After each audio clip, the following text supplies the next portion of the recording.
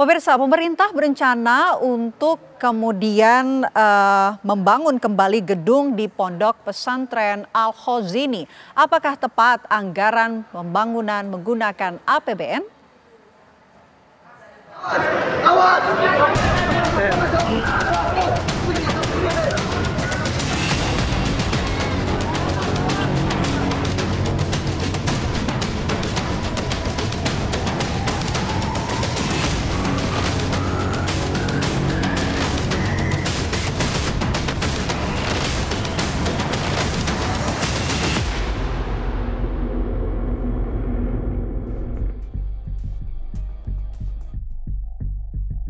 Pasca musibah di Pondok Pesantren Al-Khozini, Sidoarjo, Jawa Timur yang menelan korban jiwa puluhan orang, pemerintah berencana untuk membangun ulang gedung di pondok pesantren ini. Hal ini diambil mengingat kondisi gedung yang tidak mungkin direnovasi karena kondisi struktur bangunan yang tidak mungkin dibangun sebagian.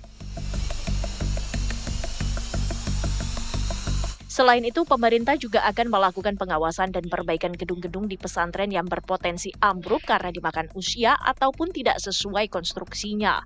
Namun, hingga saat ini masih belum dipastikan berapa banyak gedung milik pondok pesantren yang akan diperbaiki karena dalam tahap verifikasi.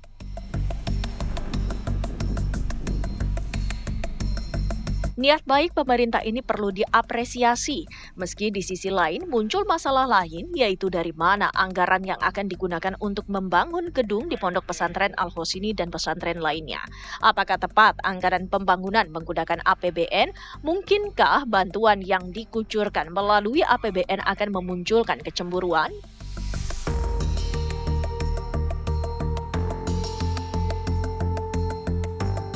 Ya, rencana ini menuai polemik, beragam respon pemirsa, dan pertanyaannya apakah tepat kemudian penggunaan ataupun pembangunan pondok pesantren ini menggunakan APBN. Kita akan bahas bersama dengan sejumlah narasumber. Saya akan perkenalkan untuk Anda yang sudah hadir bersama saya di studio TV One. Ini ada Pak Saleh Daulay, Ketua Komisi 7 DPR RI dan Wakil Ketua Umum DPP PAN. Selamat malam Pak Saleh. Terima kasih sudah hadir bersama kami di studio TV One. Selain Pak Saleh juga kami sudah terhubung pemirsa bersama dengan Kiai Haji Marsudi Syuhud, Waketum MUI. Selamat malam Pak Kiai.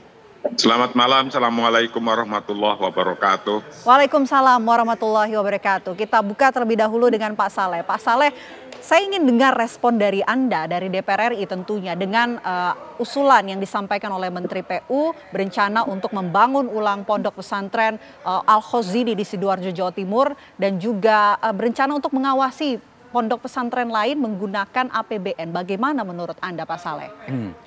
Pertama saya menyampaikan dulu ya rasa duka cita yang mendalam terhadap musibah yang menimpa pesantren Al-Khozini dan juga telah menelan korban. Saya kira ada 64 sampai 67, mungkin ini kan sedang dilakukan identifikasi.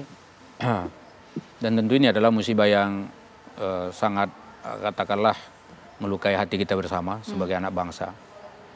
Dan karena itu tentu kita mengapresiasi niat baik dari pemerintah. Pertama, apresiasi yang perlu kita sampaikan pada pemerintah karena kemarin pada saat katakanlah melakukan pencarian korban itu saya lihat pemerintah sungguh-sungguh. Ada BNPB, ada Basarnas malah justru, dan hampir semua pejabat-pejabat penting di Republik ini datang ke sana. Termasuk Pak Muhaimin Iskandar, Menko PMK, dan juga banyak pejabat menteri juga yang hadir di sana, termasuk gubernur dan juga kepala-kepala daerah yang ada di sekitar situ.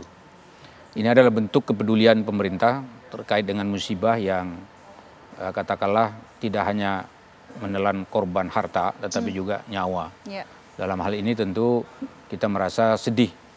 Apalagi mereka sudah ada yang meninggal dan ada yang masih katakan dirawat, dan juga tentu saya dengar ada juga yang diamputasi, dan itu tentu akan meninggalkan jejak yang tidak mudah untuk dilupakan. Itu yang pertama dulu ya. Dan karena itu tentu atas dasar itu saya berdoa kepada Allah supaya korban musibah ini yang meninggal mendapat tempat yang terbaik di sisi Allah SWT, dan keluarga korban diberi kesabaran yang tabahan. Dan mereka yang sedang sakit segera diberi kesembuhan. Dan pesantren itu kembali bisa beroperasi dengan baik. Itu yang pertama. Baik. Yang kedua, saya merasa perlu juga sebetulnya pemerintah kita ini sungguh-sungguh untuk melakukan investigasi yang mendalam terhadap musibah ini. Karena musibah seperti ini tentu tidak boleh terulang lagi. Nah karena itulah maka investigasi yang dilakukan itu harus secara mendalam. Termasuk diantaranya adalah soal bagaimana perencanaan sebuah bangunan tertentu di lembaga-lembaga pendidikan yang ada, termasuk secara khusus di pesantren-pesantren. Nah karena itu maka ini kita bukan mau mencari siapa yang salahnya dalam konteks ini, tetapi justru kita mau menelusuri apa sebenarnya yang terjadi sehingga bangunan itu roboh dan menelan korban. Nah karena kalau misalnya tidak dilakukan investigasi mendasar terhadap apa yang terjadi di situ, dikhawatirkan nanti hal-hal seperti ini, hal-hal serupa akan terjadi di masa yang akan datang. Dan ingat, pondok pesantren itu adalah lembaga pendidikan termasuk yang tertua di Indonesia. Jadi bahkan sebelum ada pemerintahan Republik Indonesia yang merdeka seperti sekarang, pondok pesantren itu sudah ada dan sudah mendidik banyak anak-anak bangsa kita yang jadi orang-orang besar. Nah karena itulah maka ke depan pesantren-pesantren itu harus dibangun secara serius dan sungguh-sungguh. Sehingga dengan demikian tidak terulang lagi kasus yang sama.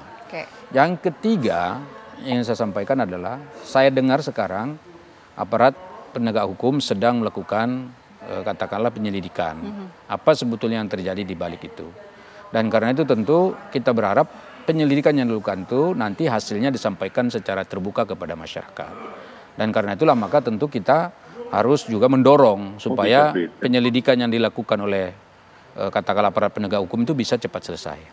Yang keempat, sekarang kan ada korban jiwa yang sudah meninggal dunia. Kemudian ada yang sakit. Kemudian ada lagi mungkin anak-anak kita di sana yang akan kembali lagi sekolah di situ. Nah ini mesti harus diselesaikan berbagai macam hal yang terkait dengan mereka. Katakanlah misalnya mereka yang sedang sakit, bagaimana pengobatannya, siapa yang akan bertanggung jawab, dari mana anggarannya. Termasuk mereka yang meninggal dunia kemarin, apa yang harus dilakukan kepada mereka. Apakah nanti kita berikan juga uang duka cita, atau seperti apa bentuknya gitu. Kemudian juga termasuk kepada katakanlah mereka-mereka yang sedang bekerja di sana sebagai pemilik pesantren, guru-guru, dan juga yang memang secara serius katakanlah mengelola pondok pesantren ini gitu. Dan tentu tidak ada yang menginginkan ada duka cita seperti ini sebetulnya. Tetapi tentu kita harus mengkritisi dan juga tentu meneliti sebaik mungkin terkait dengan masalah ini. Kalau soal pembangunan ponpes? Nah yang kelima, ini yang kelima nih. Yang kelima, kan ada rencana katanya ini akan membangun pondok pesantren ini dengan menggunakan APBN. Nah perlu saya tegaskan bahwa semestinya memang tugas dari pemerintah itu adalah memberikan pelayanan publik yang seluas-luasnya. Termasuk diantaranya adalah memberikan pelayanan pendidikan. Baik itu pendidikan agama maupun pendidikan umum. Dan sebetulnya selama ini sudah dilakukan oleh pemerintah. Tetapi faktanya anggaran yang dimiliki pemerintah tidak cukup untuk menyediakan seluruhnya dalam rangka memfasilitasi anak-anak didik yang sedang belajar di sekolah-sekolah itu. Itulah sebabnya para pihak swasta katakanlah diperkenankan, diperbolehkan, malah dianjurkan juga untuk boleh membangun sekolah-sekolah. Maka kita lihat sekarang kan sekolah-sekolah swasta jauh lebih banyak dibandingkan dengan sekolah pemerintah. Nah sekarang pertanyaannya, jika nanti pemerintah katakanlah memberikan bantuan APBN untuk sekolah itu, pertanyaannya adalah jangan sampai menimbulkan kecemburuan dari pihak-pihak sekolah-sekolah lain yang tentu juga berharap dibantu. Dan sekali lagi saya rasa kalau ditanya apakah uang pemerintah nanti cukup untuk membangun seluruh katakanlah lembaga pendidikan yang ada di Indonesia, apalagi memperbaiki, memperkuat, memperluas dan seterusnya, itu kan juga nanti akan ada hitung-hitungan tersendiri. Yang jelas sekarang ini untuk tahun 2026 kemarin sudah diketok palu di DPR, anggaran untuk pendidikan kita adalah sebesar 769,1 triliun rupiah. Nah ini saya tidak tahu nanti porsi-porsinya dan alokasinya kemana saja, apakah semuanya untuk pesantren, semua sekolah umum, perguruan tinggi dan seterusnya. Dan tentu itu ada perhitungan-perhitungan sendiri yang sudah ditetapkan oleh pemerintah. Jangan sampai menimbulkan kecemburuan gitu bagi sekolah ataupun pondok pesantren lainnya. Kalau dari Pak Kiai bagaimana Pak Kiai? Apakah ini sudah merupakan langkah yang tepat? Pertama, saya sebagai kaum pesantren yang memang keluar warga dan juga kitanya adalah dari masyarakat pesantren. Maka saya pertama-tama mengucapkan terima kasih dan apresiasi kepada Bapak Presiden, kepada Bapak Menteri, kepada Bapak-Bapak yang ada di perwakilan rakyat DPR, dan juga kepada Gubernur dan Wakil Gubernur dan seluruh yang kemarin telah membantu evakuasi, dan sekarang insya Allah ke depan pemerintah akan hadir untuk membantu. Entah bentuknya apa perbantuan itu, kami dari masyarakat pesantren mengucapkan terima kasih dan apresiasi setinggi-tingginya. Itu nomor satu. Nomor dua, ketika kemarin juga disampaikan bahwa nanti akan ada checking seluruh pesantren yang umurnya sudah ratusan tahun, karena mungkin itu sudah tidak sesuai dengan kekuatan bangunannya, karena di Indonesia ada sekitar 42.000 pondok pesantren yang mungkin banyak yang berdirinya sebelum Republik ini berdiri, seperti Al-Khazini ini berdiri tahun 1915, itu artinya berdiri sebelum Republik ini berdiri, dan kaum santri kiai-kiainya turut untuk mendirikan Republik ini. Maka jika pemerintah ini kemudian ngetuk palunya melalui DPR untuk memberikan sumbangan atau apapun jenisnya, sebagai masyarakat pesantren kami ucapkan terima kasih. Pertanyaannya tadi seperti pertanyaannya Pak Saleh Dauleh. Apakah dari segini banyaknya nanti akan minta semua? Atau bahkan nanti kebingungan ketika banyak yang minta? Itu kira-kira. Ya, kita terutama masyarakat pesantren seperti saya, ya pilihlah dulu mana yang lebih urgen, mana yang lebih penting, mana sesuaikanlah dengan keadaan keuangan negara ini, yang keadaannya ada berapa disalurkan kepada yang paling penting, paling urgen, yang paling membutuhkan. Jikapun tidak semuanya, membangun pesantren itu kan dari zaman dulu, ada sumbangan dari pemerintah ataupun tidak, bekal utamanya kan sumbangan masyarakat setempat, masyarakat ya siapapun yang mau menyumbang. Itu pada prinsipnya tetap akan berjalan pembangunan pesantren itu.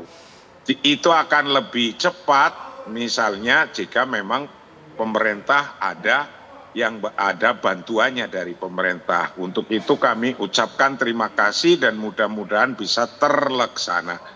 Pertanyaan tentang keadilan nanti, bagaimana kalau minta semua?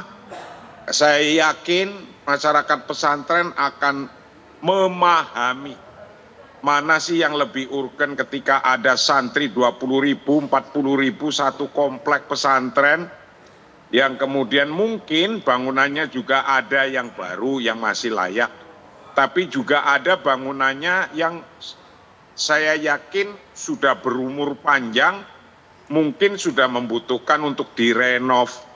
Lah itulah yang didahulukan, yang memang kegiatan pesantrennya itu padat dan santrinya itu banyak, kok di situ ada bangunan yang memang dibutuhkan untuk direnov, itulah diutamakan. Persoalannya misalnya pemerintah bisa memberikan 50% dari budget atau bahkan 30% dari budget renovasi atau bahkan cuma 10% itu nggak ada persoalan. Tapi yang kami harapkan dari daerah-daerah, pemerintah daerah itu mengecek dan memberikan masukan bahwa gedung ini sudah tidak layak misalnya, harus segera direnovasi. Itu kan ada pengawas bangunan, saya nggak tahu apakah itu dari PU atau apa, yang jelas dari pemerintahan itu ada pengawasan pembangunan.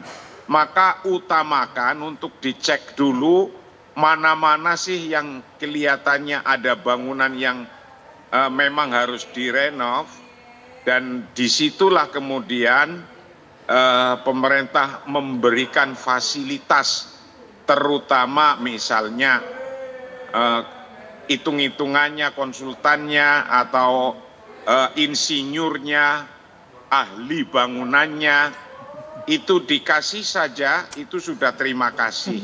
Kemudian disampaikan kepada pesantren, kepada kiai-kiai, Pak Yai, bangunan ini menurut hitung-hitungan ahli bangunan misalnya sudah tidak layak dipakai. Itu disampaikan kepada kiainya, dan kiainya saya yakin akan senang dan terima kasih.